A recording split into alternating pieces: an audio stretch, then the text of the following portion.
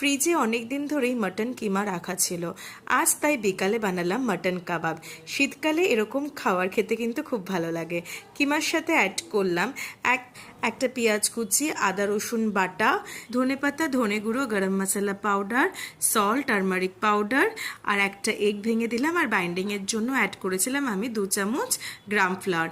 তারপরে পুরো ভালো করে মিক্স করে নিয়ে আমি এটা ম্যারিনেট করতে দিয়েছিলাম 30 মিনিটের মতন। কারণ ম্যারিনেট করলে না খুব ভালো সুন্দর একটা ফ্লেভার বেরোয় মশলাগুলোর সাথে কিমা যখন মিক্স হয়ে যায়। তারপরে তেল গরম করে নিয়ে একটা গোলাকার শেপ দিয়ে দুটো পিঠ ভালো করে ব্রাউন করে ভেজে নিলাম। রেসিপিটা খুব ইয়াম্মিও হয় আর খুব তাড়াতাড়ি রেডিও হয়ে যায়।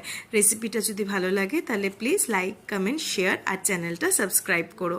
আমি এই মাটন কাবাবটা সার্ভ করেছিলাম পেঁয়াজ কুচি আর লেবু স্লাইস দিয়ে, আর ওপর দিয়ে দিয়েছিলাম মেল্টেড বাটার ফ্লেভারের জন্য। Thank you.